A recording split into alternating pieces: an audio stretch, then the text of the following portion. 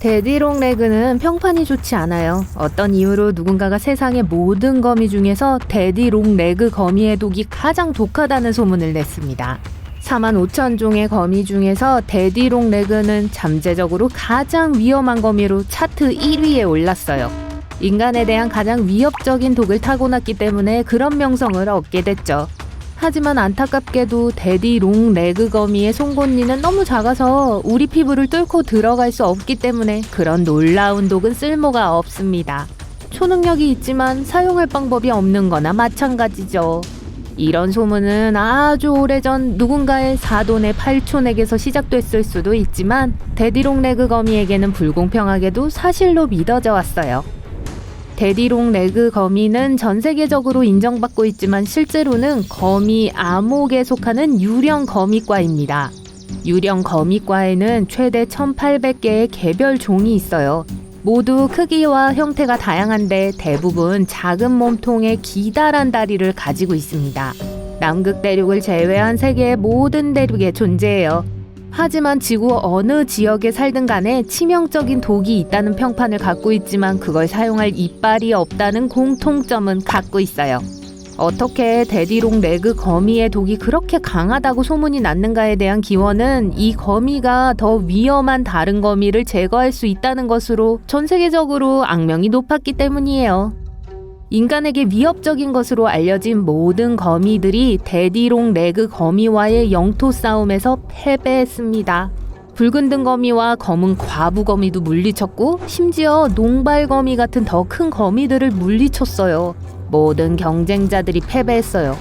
그런 이유로 이 우스꽝스러운 거미가 의심할 여지 없는 세계 챔피언이 되었죠. 북반구에서 남반구로, 오스트레일리아에서 북아메리카로, 아프리카, 아시아, 그리고 유럽 전역으로요. 데디롱레그 거미는 전 세계의 가정에서 독거미를 제거하면서 모든 도전자들을 물리쳤습니다. 그 명성이 높아지면서 어떤 경쟁자도 그에 필적할 수 없었기 때문에 가장 강한 독을 가지고 있을 것이라고 묘사됐어요. 그렇게 전설이 시작됐어요. 진실은 무시됐죠. 마치 바람에 날리는 거미줄처럼요. 하지만 실제로 데디롱레그 거미의 독은 믿을 수 없을 정도로 약합니다. 너무 약해서 별로 유용하지도 않아요. 더 독성이 있는 거미에게는 거의 영향을 미치지 않으며 더 작은 곤충 먹이에게만 효과가 있습니다. 하지만 거미 세계의 모든 도전자를 물리치는 더 독특하고 인상적인 방법을 가지고 있어요. 상대에게 달려들어 어색하게 씨름하는 것보다 데디롱레그 거미는 해를 입지 않도록 멀리 떨어진 곳에서 경쟁자에게 실크 거미줄을 쏩니다. 그런 다음 일단 안전해지면 상대가 완전히 무력화될 때까지 꽁꽁 묶어요. 게다가 데디롱레그 거미의 거미줄 자체에는 접착성이 없어요. 그래서 다른 거미를 공격할 때는 분비된 끈적한 접착 물질을 거미줄에 발라요. 기본적으로 거미 세계의 카우보이라고 할 수 있죠. 집안에 있는 위험한 거미와 다른 성가신 곤충들에게 밧줄을 던져서 제거해요. 그리고 데디롱레그 거미의 이타적인 도움에 대해 우리는 있지도 않은 능력에 대한 소문을 퍼뜨리고 진공청소기로 빨아들여 버린 것으로 감사 표시를 했을 뿐이에요. 데디롱레그 거미는 인간에게 수동적이기 때문에 집에서 제거할 필요가 없어요. 데디롱레그 거미는 주로 화장실이나 지하실처럼 습기가 있고 어둡고 시원한 곳에 삽니다. 포식자이기 때문에 지속적인 먹이가 있는 곳에만 살아요. 여러분 집에 데디롱레그 거미가 있다는 건 더 많은 종류의 벌레들이 더 눈에 띄지 않는 곳에 살고 있다는 좋은 증거예요. 손이 닿지 않는 곳에 다른 벌레가 더 많다면 데디롱레그 거미를 제거하는 건 효과적인 벌레 제거꾼을 없애는 셈이에요. 공짜로 일할 뿐 아니라 청소기보다 훨씬 더 효율적인 벌레 사냥꾼이거든요. 데디롱레그 거미는 상주하는 벌레들 뿐만 아니라 머지않아 부화할 준비를 하면서 숨어있는 수백 개의 알도 제거합니다. 데디롱레그 거미가 사냥꾼이라는 생각을 하면 주변에 두는 것이 좋겠다는 생각이 들 거예요. 특히 여러분이 자는 동안에요. 잘못된 속설 이야기가 나와서 말인데 한 사람이 자는 동안 1년에 평균 10마리의 거미를 삼킨다는 얘기 들어보셨나요?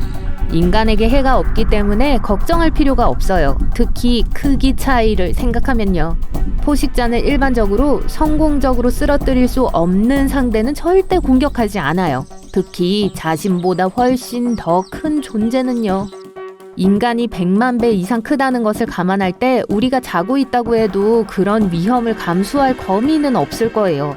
우리가 잠잘 때 거미를 삼킨다는 건 거짓이에요.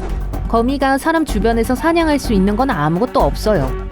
거대한 몸집에 으르렁거리는 산에서 거미가 먹이를 찾으려고 하지는 않을 거예요. 하지만 만약 여러분이 거미 공포증이 있고 그럴 용기가 있다면 빈 병과 종이 한 장을 준비하세요. 조심스럽게 데디롱레그 거미를 병 안에 넣은 후에 뒷마당에 놓아주세요.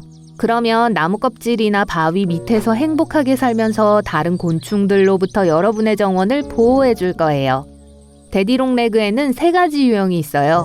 거미 종류, 각다귀류, 그리고 거미보다 정갈과 더 관련이 있는 장림 거미류예요.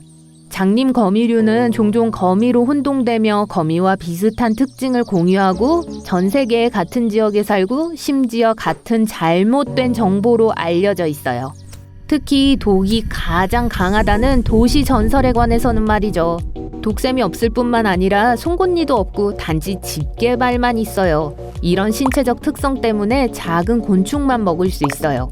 비록 대부분의 먹이가 벌레지만 잡식성이고 식물이나 곰팡이도 먹고 삽니다. 장림거미류는 주로 야외에서 볼 수 있습니다. 지하실에서 버섯을 재배하지 않는다면요. 주된 방어는 탐지를 피하고 움직이지 않으면서 나뭇잎으로 자신을 위장하고 때때로 무언가 아래 숨는 거예요. 어떤 종들은 포식자를 물리치기 위해 밝은 색을 갖고 있고 또 어떤 종들은 다른 곤충으로 혼동을 일으키는 외모를 가지고 있습니다. 모두 먹이가 되는 것을 피하려는 방법이죠. 야생에서는 단지 침략자가 아니기 때문에 충돌을 피하기 위한 많은 2차적인 방어 수단을 가지고 있어요. 긴 다리를 움츠리거나 뻗어서 공격을 받을 때 움직이지 않거나 공격이 무의미해 보이도록 만들어요. 또한 상대를 혼란스럽게 하기 위해 위아래로 작은 몸을 끊임없이 움직이기도 합니다. 개별적으로는 이렇게 하고 매우 큰 무리를 지어 살 수 있기 때문에 위협을 받을 때 집단적으로 이렇게 움직이기도 해요. 긴 다리는 비록 생김새가 이상하지만 가장 좋은 자산 중 하나입니다. 방어적으로 춤을 출 뿐만 아니라 장애물을 쉽게 뛰어넘으면서 매우 효과적으로 도망칠 수 있어요. 일반적으로 집단으로 있을 때는 모두 다른 방향으로 흩어집니다. 가장 좋은 방어는 냄새 분비선인데 냄새나는 방패로 포식자들을 물리치면서 맛이 없을 거라는 걸 알리는 거예요. 비록 물리적으로 다른 거미를 물리칠 수는 없지만 냄새 방어는 늑대거미 같은 가장 잔인한 거미 포식자를 피하는 데 도움을 주는 것으로 알려져 있습니다. 포식자를 막는 또 하나의 효과적인 방법은 모방의 일종으로 조용히 다른 곤충인 척하고 다른 거미처럼 보이려고 하는 거예요. 이런 방어 행위는 아마도 데디롱레그 거미종 사이에 혼란을 일으켰을 겁니다. 각다귀는 3가지 데디롱레그 중 하나예요. 각다귀는 거대한 모기처럼 생겼고 습지, 강, 호수 주변의 비슷한 지역에서 삽니다. 길게 늘어진 다리를 가지고 있는 것이 특징이고 최악의 날벌레로 알려져 있어요. 사지가 너무 커서 날면서 휘청거리고 비행을 유지하기 위해 고군분투하는 것처럼 보여요. 각다귀의 애벌레는 단단한 외피 때문에 가죽 자켓으로도 알려져 있습니다.